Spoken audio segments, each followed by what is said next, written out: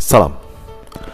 Kali ini kita akan membicarakan tentang sistem saraf otonom, atau biasa kita dikenal dengan nama bahasa Inggrisnya Autonomic Nervous System. Apakah Autonomic Nervous System atau sistem saraf otonom itu?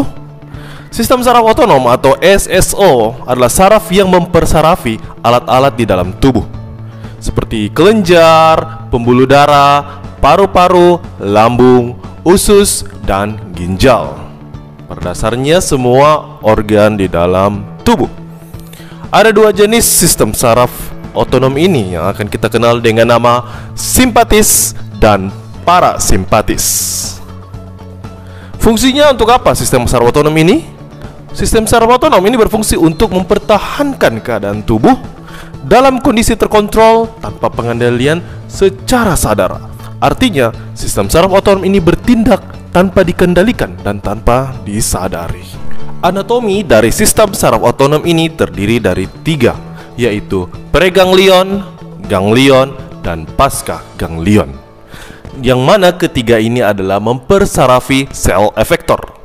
Sel efektor adalah merupakan bagian dari tubuh yang merangsang atau menanggapi rangsangan. Pada penjelasan sebelumnya di sistem saraf sudah dijelaskan bahwa tulang belakang itu terdiri dari atas ke bawah, cervical, thoracal, lumbar, dan sakral.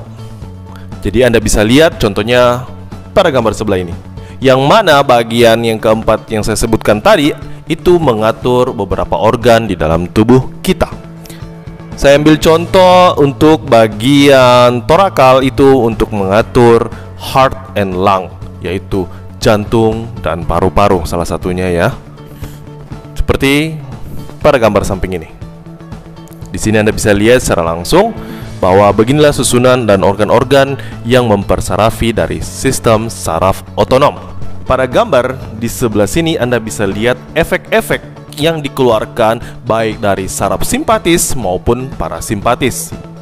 Kita mulai dari mata. Mata itu akan terjadi dilatasi pada simpatis, yaitu pelebaran pupil mata, sedangkan parasimpatis itu pupil mata mengecil atau berkontriksi. Pada simpatis ada terjadi penghambatan salivasi atau ludah, sedangkan pada parasimpatis itu memicu dari keluarnya salivasi. Sedangkan pada simpatis untuk bagian paru-paru ya, bronkus atau paru-paru itu relaksasi atau melebar ya. Sedangkan paru-paru menyempit pada bagian parasimpatis. Pada jantung simpatis terjadi peningkatan ya, peningkatan heartbeat atau detak jantung. Sedangkan pada parasimpatis heartbeatnya low atau terjadi pengurangan dari detak jantung itu. Untuk bagian sistem pencernaan ini merupakan ciri khas dari parasimpatis, yang mana kita kenal dengan rest and digest.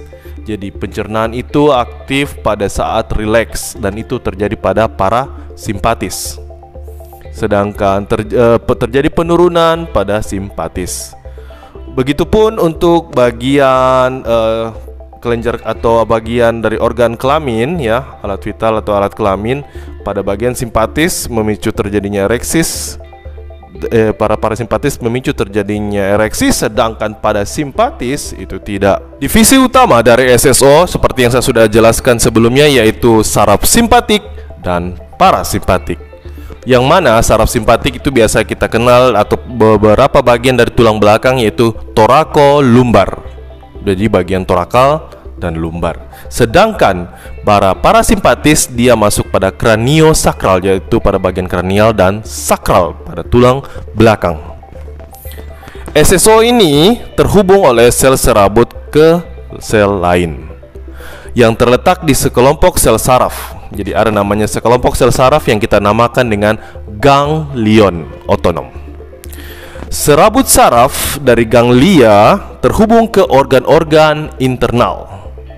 Sebagian besar ganglion untuk divisi simpatik ya, terletak tepat di luar sumsum tulang belakang di kedua sisi. Sedangkan ganglion untuk divisi parasimpatis terletak dekat atau letaknya di dekat organ-organ yang terhubung dengannya. Berikut ada yang kita kenal dengan nama neurotransmitter, Jadi neurotransmitter ini adalah senyawa kimia di dalam tubuh yang berfungsi untuk membawa dan mengirimkan pesan antar dari neuron ke berbagai jaringan tubuh.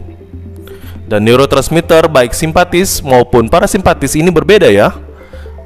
Neurotransmitter untuk simpatis kita kenal dengan nama norepinefrin, sedangkan pada parasimpatis namanya asetilkolin atau biasa disingkat ACH. Berikut ada yang kita kenal dengan nama reseptor. Reseptor adalah molekul protein yang menerima sinyal dari luar sel.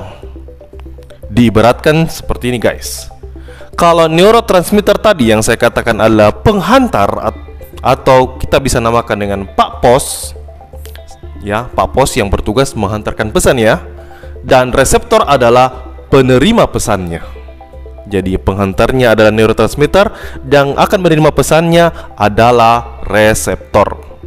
Sama halnya dengan neurotransmitter, reseptor simpatis maupun pada parasimpatis itu berbeda guys. Contohnya, reseptor asetilkolin atau biasa kita dengar ACH itu terdiri atas muskarinik dan nikotinik. Muskarinik terbagi atas dua tipe, muskarinik tipe 1 dan tipe 2. Dan nikotinik ya. Jadi ada dua reseptornya. Sedangkan reseptor dari norepinefrin itu adalah alfa dan beta. Reseptor alfa biasanya terletak di pembuluh darah dan beta biasanya di jantung. Reseptor alfa terbagi alfa 1 dan alfa 2. Dan reseptor beta terbagi reseptor beta 1, beta 2, dan beta 3. Jadi obat bisa saja bekerja pada neurotransmitter ataupun dengan menghambat atau memicu dari reseptornya. Berbicara tentang reseptor, tadi kita kenal ada namanya pada bagian asetilkolin, kita kenal nama reseptor muskarinik dan nikotinik. Untuk bagian reseptor asetilkolin, reseptor muskarinik tadi saya sudah katakan terbagi menjadi tipe 1 dan tipe 2. Efek yang dihasilkan dari reseptor ini biasanya adalah berupa kontraksi pupil, penurunan denyut jantung, kontriksi bronkus, peningkatan motilitas saluran cerna. Untuk bagian norepinefrin, di mana yang terdiri dari reseptor alfa dan beta, itu terbagi menjadi alfa 1 dan alfa 2, dan reseptor beta terbagi menjadi beta 1 dan beta 2 serta beta 3. Di manakah letak dari tempat kerja dari reseptor ini? Untuk reseptor alfa biasanya terdapat di otot polos pembuluh darah, sel kemih atau sel kelamin, peredaran darah jantung. Dan reseptor alfa 2 biasanya terdapat pada ujung saraf adrenergik, sel-sel efektor pada otak, beta pankreas dan platelet. Sedangkan reseptor beta 1 itu biasanya terdapat di jantung, beta 2 terdapat di bronkus, peredaran darah ya, terus sel cerna dan sel kemih. Untuk reseptor beta terdapat di jaringan adiposa. Sistem saraf otonom selain dikenal dengan nama sistem saraf simpatis dan parasimpatis, berikut ada nama lainnya yang perlu kita ingat. Yang pertama, pada saraf simpatis nama lainnya adalah adrenergik, sedangkan pada parasimpatis nama lainnya adalah kolinergik. Ingin tahu bagaimana cara kerja dari sistem saraf simpatis dan parasimpatis? Saksikan video berikutnya, video animasi berupa penjelasan mekanisme kerja dari simpatis dan parasimpatis, dan hanya di RX Channel. Salam.